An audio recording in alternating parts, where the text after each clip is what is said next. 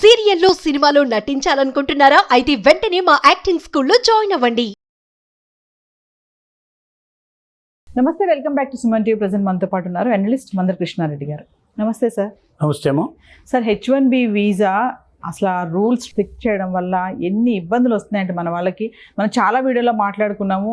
ఎంతోమంది masters complete చేసి ఉద్యోగాలు దొరక ఫ్రస్ట్రేట్ అయ్యి స్ట్రెస్కి ఫీల్ అయ్యి సూసైడ్ చేసుకున్న వాళ్ళు ఉన్నారు. మరి ఇప్పుడు ఒక హర్రర్ టెరిఫిక్ స్టోరీ అనుకోవాలి. లింక్డ్ఇన్లో పోస్ట్ చేశాడు గౌతమ్ డే అని చెప్పేసి. వాళ్ళ మదర్కి బాగోపోతే మరి అతను ఇండియా వెళ్ళాలి, వాళ్ళ మదర్ని చూసుకోవాలి. కానీ ఆ వీసా స్టాంపింగ్ 2 నెలల నుంచి కూడా అతను ఆ ప్రాసెస్ అంతా చేస్తున్నా కూడా ఎక్కడ అది రూల్ అనేది రెగ్యులేట్ అవ్వడం కానీ అతనికి వెళ్ళడానికి ఆ స్టాంప్ వేసి ఇవ్వడం విషయంలో చాలా డిలే అవ్వడము.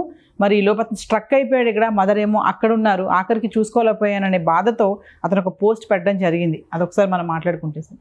అమెరికాలో ఉన్నటువంటి భారతీయుల సమస్యలు హృదయ విదారకంగా ఉన్నాయని చెప్పడానికి మరొక సంఘటన గౌతమ్ డే అనే ఒక యువకుడు సంబంధించింది.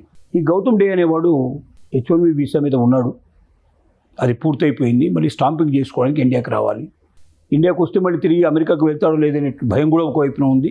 తల్లి క్యాన్సర్తో బాధపడుతుంది. 4th స్టేజ్లో ఉన్నటువంటి లంగ్స్ క్యాన్సర్ 27 రోజుల పాటు హాస్పిటల్లో ఉంది. తల్లి ఎక్షణైనా చనిపోయే అవకాశం ఉందనే విషయం అర్థమవుతోంది.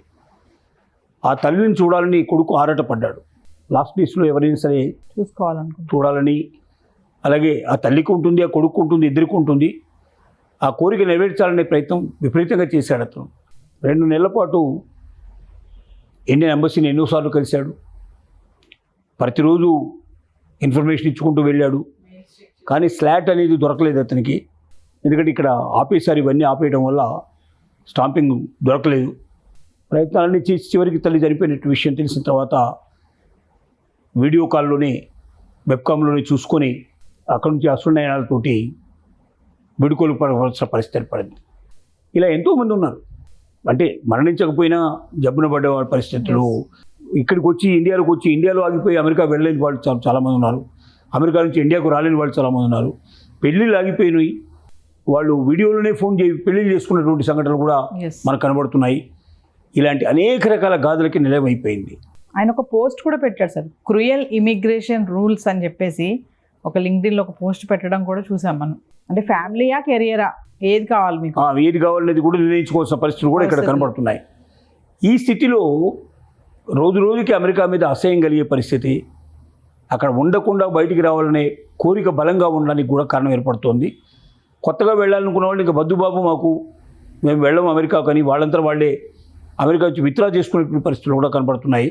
అయితే దీనికి భిన్నంగా కూడా కొంతమంది పేరెంట్స్ విషయం వచ్చినప్పుడు చనిపోయిన తల్లిదండ్రులని చూడడానికి ఇప్పుడంటే ఈ స్టాంపింగ్ ప్రాబ్లం ఇవన్నీ రావడం వల్ల చాలామంది రావడానికి బాధపడుతున్నారు. ఇంతకు ముందు మనం గతంలో చూసుకున్నట్టయితే అక్కడికి వెళ్ళి స్థిరపడిపోయి ఇక్కడ తల్లిదండ్రులను మర్చిపోయి తల్లిదండ్రులు చనిపోయినారని ఇన్ఫర్మేషన్ ఇచ్చేసి కొడుకుగా వచ్చి తన ధర్మాన్ని నెరవేర్చి అక్కడ ఏం చేయాల్సో అవి ఫార్మాలిటీస్ అన్ని పూర్తి చేయాల్సిన ప్రశ్నలు ఉండేటువంటి వాళ్ళు కూడా చేయకుండా వెబ్కామ్లో చూస్తాం, మేము ఏదైనా డబ్బులు కావాలంటే పంపిస్తాం, మేము రావడానికి పోయే ఖర్చు టైము ఇదంతా కూడా మాకు వేస్ట్ అవుతుందని చెప్పి కూడా అత్యధికమైనటువంటి పేరెంట్స్ వాళ్ళ పిల్లలు ఈ ఇన్ఫర్మేషన్ ఇచ్చినట్టుగా ఇండియాకు సమాచారం ఉంది.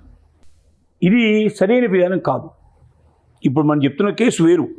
వాళ్ళు రావాలని, ఎట్టి పరిస్థితుల్లో పాల్గొనాలని, తల్లిని కడసారి వేడుకొని ఇవ్వాలని చాలా ప్రయత్నం చేసి ఓడిపోయిన కేసు మనం చెప్పింది. కానీ ఆల్రెడీ అమెరికాకు వెళ్ళి డబ్బు సంపాదించి ఆ మదంలో ఉన్నటువంటి వాళ్ళు చాలామంది, అది ఇంకో కేటగిరీ ఉన్నారు అలాంటి వాళ్ళు, అలాంటి కేటగిరీ కూడా ఉంది. ఆ కేటగిరీ గురించి మనం ఎంత తక్కువ చెప్పుకున్నది అది చాలా బాధాకరమైన విషయం.